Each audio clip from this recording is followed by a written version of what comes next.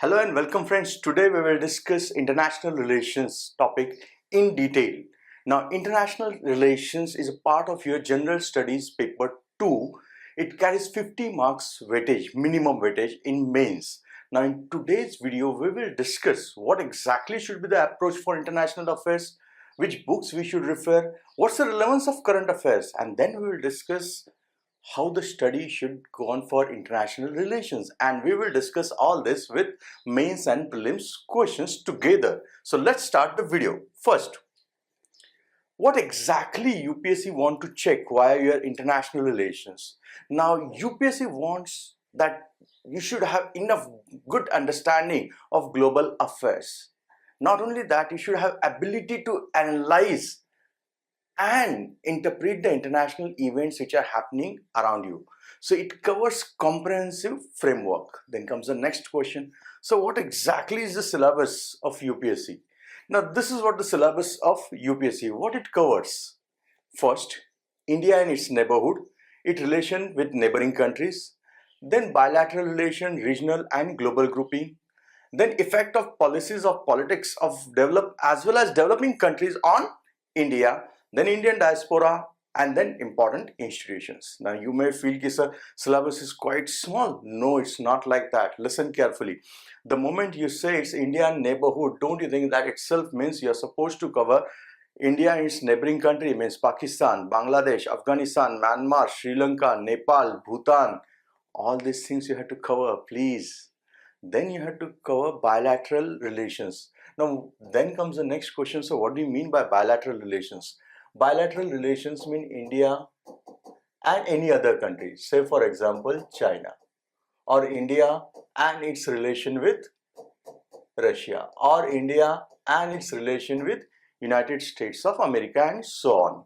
Or regional and global groupings. For example, we are supposed to discuss here institutions like SAARC, ASEAN, European Union. What are the reasons for their success? What are the reasons for their failure, if there are any? And what are the ways for improvement? Then comes the third topic. So what exactly is this topic? Effect of policies and politics of developed countries and developing countries on India. Will it affect? Answer is yes. Now don't you think the latest current affairs we will take, that Russia-Ukraine conflict,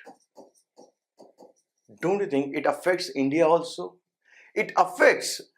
The conflict is going on between Russia and Ukraine, but it is affecting the relationship between India and USA. So there's every possibility in the exam they may ask you question, discuss India-USA relationship in recent past in context with Russia-Ukraine war.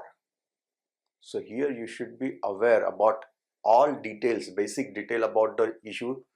Then you should be aware about the events, policies or politics played by any of the country and how it will impact India. Then there's a topic called Indian diaspora, means Indians who are living abroad or other PIOs and NRIs and so on. And what is the effect of them on Indian foreign policy, or how they help India. And then we are supposed to discuss certain international institutions which are important, not all institutions but important institutions which are in news. Say for example, we are supposed to discuss United Nations, IMF, World Bank, WTO. Then what are these agencies, what are the structure, what is their mandate? All these things are covered. So if you look at the syllabus which looks very small, and if you try to study it's too huge, it may become entire one paper also. So in that case, questions comes in everyone's mind. So what should be the strategy? What should be the approach so that I can score very well? And what are the books we should refer? Let us start one by one. Now, there are many books which are available for international relations, and most of the books are really very good. For example, there's a book for Shashi Tharoor, Pax Indica, Indian Foreign Policy by Sumit Ganguly. Then Rajiv Sikri book is there. Then if you want to have basics of international relations, then Andrew Haywood's book is there, Harsh Pant book is there, C. Raja Mohan's article, Suhasini Haidar's article. There are so many things out there, and that is the issue. Why? Because there's tremendous good material available. Then comes the next question, so which one we should read? Because for UPSC we have to cover all this thing within a limited time. And most important, sir, when we see the paper, questions are mostly current affairs related. Yes, and that's the reason the approach should be little bit different. Now, what should be the approach? Your approach should be in such a manner that you should cover traditional plus current affairs, so that if any type of question comes in exam, you should not have any problem. Now, traditional things you can cover in your books. And what about current affairs then? So from where I'm supposed to cover the current affairs? Now, for current affairs, you can read Hindu, Indian Express, the editorials, और IDSA defence institute की जो website है या फिर MEA ministry of external affairs website, those things you can follow. And most important reason, there's too much relevance of maps. So if you can understand map well, international relations questions you can answer very well. And please remember, when you're writing answers in the mains, wherever possible, I repeat, wherever possible, draw maps. It will give you better marks, but accurate maps. And third, you should practice answer writing, because your knowledge will be tested via answer writing for mains, and for prelims it is practice of MCQ. And most important for all this thing, don't you think you'll have to do revision? That itself means practice and revision are the most important key for UPSC, to crack UPSC, whether it is prelims, mains or interview. Then comes the next question. Sir, can we discuss this with any example? Let us discuss this with example. Now, this is a question which is a combination of both. A neutral India could be the best bet to keep world order stable. मतलब दुनिया की जो order है उसे stable रखने के लिए neutral India सबसे बेहतर है. Discuss above statement considering Prime Minister Modi's visit to Russia recently. Now, don't you think Prime Minister Modi's recent visit, that itself means this question related with current affairs? But at the same time, I am saying that neutral India could be best bet for world order to stable. That itself means, is there any issue? Yes. Don't you think right now there is an issue going on between Russia versus Ukraine? The war is going on for more than 2 years now. Now, India enjoying good relation. Now, listen carefully here. India is enjoying good relation with USA, and USA is the one which is helping Ukraine, and India is having good relation with Russia also. So don't you think India is in a better position to act as a neutral candidate to keep the world order stable? Because it's very difficult to say that USA will blindly trust Russia or vice versa, Russia will trust USA. Then you may say, sir, China is also there, and China-Russia enjoys good relation. Agreed. But do you think China and USA are enjoying good relation? Answer is no, at least not now. So don't you think whether it is USA, whether it is Russia or China, they can consider India as a best one, and neutral India can be the best bet to keep the world order stable. Then comes the next question. So what's the relevance of map here?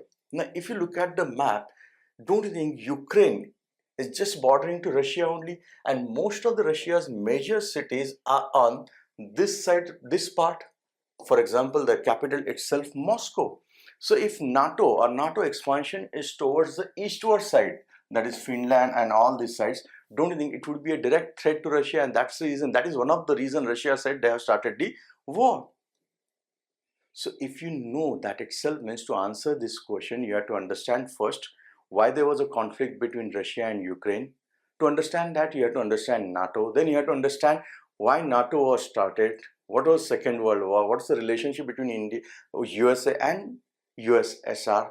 Then what was Berlin Wall collapse, 1991, Soviet disintegration. Then you have to discuss that with the current affairs.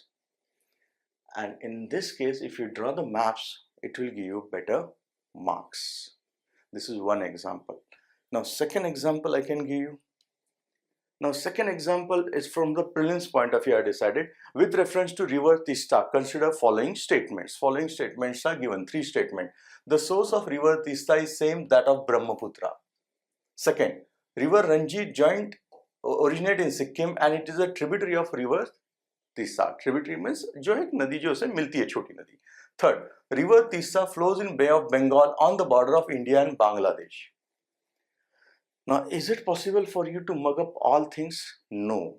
There's a sky is the limit, so it's not possible. And better you should avoid that. So what I said, for international relations, always go for maps. Maps are the best source. So listen here. If you look at the map here, don't you think you can easily identify Bangladesh, right? Now here there's Sikkim and the originator of your river. Now don't you think in this case, if you understand map well, you are exactly aware where Tista is originated. Tista is originated in Sikkim. So the origin is same as Brahmaputra? No, Brahmaputra to upar China se hai. So obviously first is wrong. If first statement is wrong, go for method of elimination. That is, A cannot be the answer and D cannot be the answer. River Ranjit originated in Sikkim and it is a tributary of river Tista. Answer is yes.